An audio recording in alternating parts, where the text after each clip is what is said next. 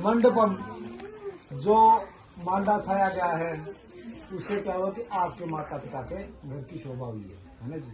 मधुपर्कच, जो आपने शायद 1000 रुपया लग रहा है ना, दवाई खा लेगा।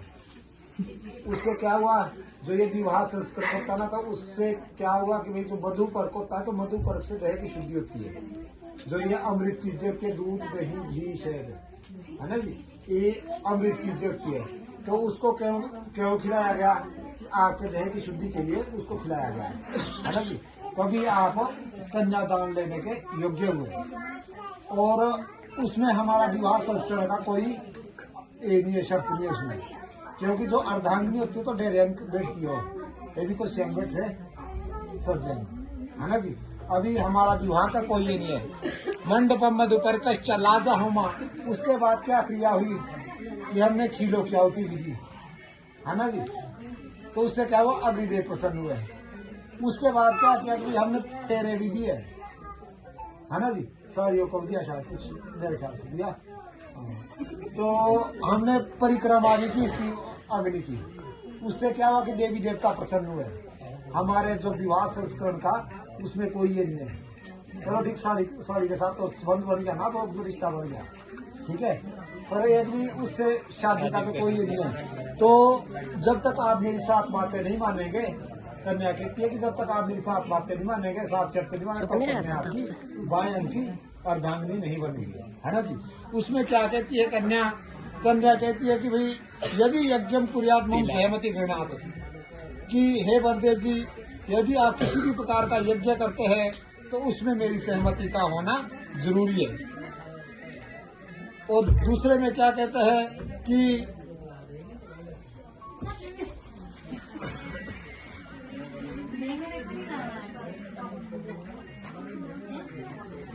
यदि दानम कुर्यात, यदि आप किसी प्रकार का दान करें तो उसमें मेरी सहमति का होना जरूरी है। ऐसे नहीं कि भैया आप ऐसे किए बस चल रही दान कर दिया किसी को, ऐसे नहीं। अब दोनों की सहमति होनी चाहिए है ना जी। और तीसरे में कहती है कन्या कहती है कि वो अवस्था त्रयमम पालन कुर्यात, इंसान की 3 अवस्थाएं होती है। एक बचपना होता है, एक युवा होता है, एक बुढ़ापा होता है, 3 अवस्थाएं है ना जी। तो बचपना तो माता पिता के घर में गुजर चुका था, तो युवा अवस्था में मैं आपके साथ आई है ना जी। तो अभी मैं चलने फिरने काम करने के योग्य हूँ, तो आगे मेरा बुढ़ापा आना आगे बाकी है। ऐसा नहीं कि भैया अभी तो आपको प्यारी लगे कि भाई काम भी कर रही, साथ साथ खेत में भी जा रही, और जब मैं काम करने के योग्य नहीं होगी तो आप मुझे चल ठीक है भाई चल जा अपने माई के, ऐसा है ना। तीनों अवस्थाओं में मेरा पालन पोषण करना होगा। और चौथे में क्या कहती है, धन आदि गोपनीय मम समेत गृणात, आज तक आपने जो मर्जी कमाया होगा, किसी का जो भी आज के बाद जो भी किसी का लेन देन है, आपका धन कहीं बैंक में है, आपने कहीं छुपा के रखा है, आपने संदूक में रखा हुआ, आपका गूगल पे है, उसके बारे में मुझे भी उसका पता होना चाहिए है ना जी। और 5वें में क्या कन्या क्या कहती है, कन्या जो आजकल है, तो आजकल हमारे पहाड़ी क्षेत्रों में जो ये होता है, मतलब सबसे प्यारा धन औरतों का क्या होता है, पशु है ना जी। तो धन पशु आदि क्रय विक्रय, अगर आप कभी भी पशु का क्रय करें, विक्रय करें, खरीदे बेचे, तो उसमें मेरी सहमति का होना जरूरी होता है ना जी। ऐसा नहीं कि हमारे पास जितना कि हमारे में समर्थ्य है काम करने की, मतलब हमारे पास 4 पशु है तो उतने हम आराम से पाल सकते हैं, और आपने ऐसे भाई 2-3 पशु और ला लिए, उससे क्या होगा कि भाई उससे हमारे से काम नहीं होगा और आपसे हमारा झगड़ा होगा, तो उससे हमारा गृहस्थी जीवन नहीं चल पाएगा। तो इसीलिए जब भी कभी पशु लेना है या बेचना है, ऐसा भी नहीं हो कि भाई हमारे पास एक ही कामधेनु पशु है, उसी से परिवार का गुजारा हो रहा है, आपको पैसे की पड़ गई, चल ठीक है भाई 20,000 बेच दी है ना, ऐसा नहीं होना चाहिए है ना जी। जब भी कभी पशु का क्रय विक्रय करेंगे, किसी भी प्रकार का पशु लेंगे, गाड़ी लेंगे, वाहन लेंगे, तो उसमें मेरी सहमति का होना जरूरी है ना जी।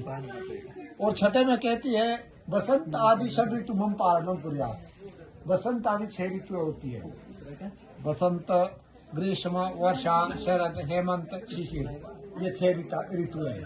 पर 6 ऋतुएं नहीं, सिर्फ आपसे 2 ऋतुओं का कर रही हूँ मैं, गर्मी और सर्दी। गर्मी में मुझे ठंडा भोजन खाने को दे, ठंडे वस्त्र दे, और ठंड में गर्म वस्त्र दे, गरम गरम खाने को दे, है ना जी। मतलब उसके मुताबिक, ऐसे नहीं वो सर्दी हो रही आगे पीछा, है ना जी। ऐसे जो भी है तो उसमें खाने पीने का ही मेरा आप ध्यान रखें। जो 7वां वाक्य है वो सबसे बड़ा वाक्य है, और वो मानना पड़े, उसको मानना। अगर आपको ठीक लगता है तो आप इसको दाएं अंग ले सकते हैं, अपने मतलब बाएं अंग ले सकते हैं। सखी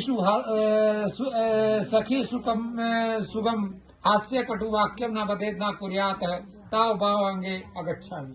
ये बलदेव जी, जो तो सखी सहेलियां थी मेरी, वो तो मेरे माता पिता के घर में रहेगी, है ना जी। अब जब यहाँ आ गए तो यहाँ सखी सहेली कौन है? मेरी देवरानियां है, मेरे गांव की औरतें हैं, है ना। पहले लड़कियां थी, अब औरतें हैं। तो उनके सामने में कभी भी कटु वाक्य, मतलब कठोर शब्द ना कहें। और अगर कभी भी आपने कभी मेरे से गलती हो जाए भाई देवरानियों के साथ में खड़ी, तो आप मुझे अकेले में समझाएं कि तेरे तू वहां जा रही थी, तू वहां हंस रही थी, तू इस प्रकार जोर जोर से बोल रही थी, है ना जी। तो मैं अकेले में आप मुझे समझाएं, है ना जी। तो ये सबसे बड़ा वाक्य था। तो मंजूर है जी, पक्के बात, ठीक है जी। तो जी हाँ, तो सुन दो तेरे बोल पाओ ठीक है सर, आगे बोले इसको ठीक है सर। सोच्यो रंटे में जो ऐब बोली सोच्यो चुप बैठ जा। तब ये तिब्बत नहीं, तब जाने हाई और छोलो बे मार। अच्छा जी, इसके बाद चलो ठीक है जी। अब बलदेव कहता है, बहुत लंबी रामायण थी, तो मेरी 7 शर्तें भी नहीं, मेरा सिर्फ 4 शब्द है।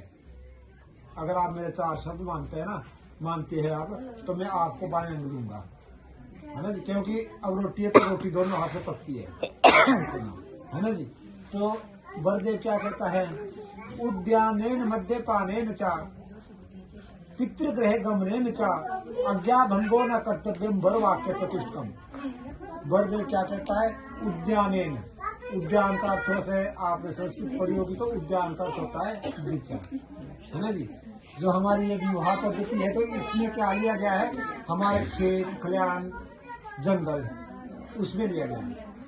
जब भी आप कभी उद्यान है, मतलब कभी भी आप जंगल में जाएं, कहीं घास के लिए जाएं, पत्ती के लिए जाएं, तो उसमें आप ऐसे नहीं कि आप थोड़ी बहुत चाल हुई ना, बस आप घर में बोल दिया कुछ चटा दाव और बाची चल पड़े, है ना। ऐसे नहीं, घर में बता कर जाना है। जब भी कभी आप जंगल में जाएं, कहीं खेत में जाएं, घास के लिए जाएं, तो उसमें घर में पता होना चाहिए। अगर मैं घर में नहीं हूँ तो मेरे परिवार को पता होना चाहिए उधर को गए हुए, है ना जी।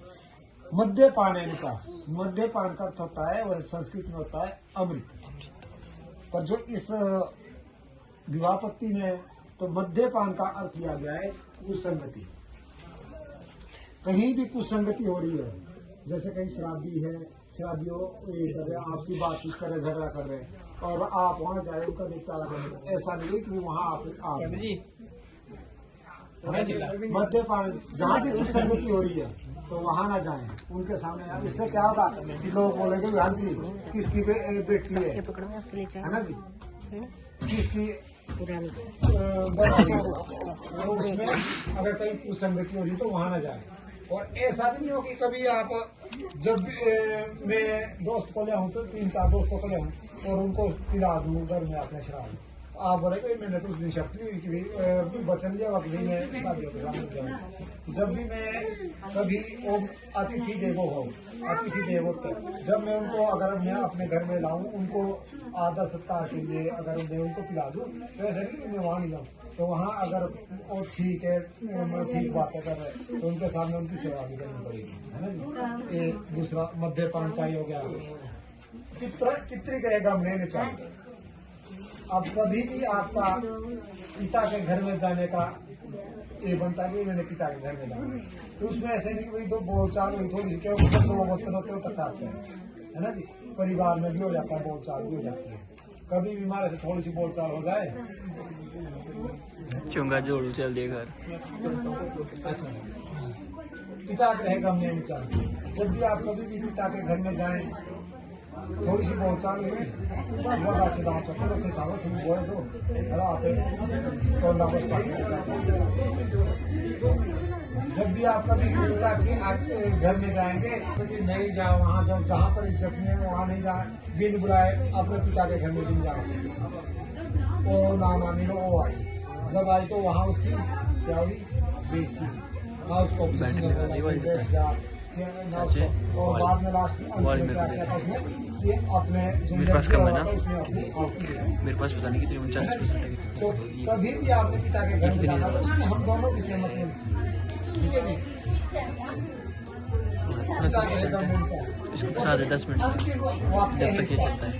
तो वो सबसे बड़ा वाक्य, अगर आप उसको मान सकते हैं, अज्ञा भंगो न कर्तव्यम वर वाक्य चतुष्पद। आज पहले जब आप मायके में थी, आपने अपने माता पिता की आज्ञा का पालन किया, है ना जी? कहाँ के आपसे बात क्या है? पूछा था? हाँ जी, पूछा था।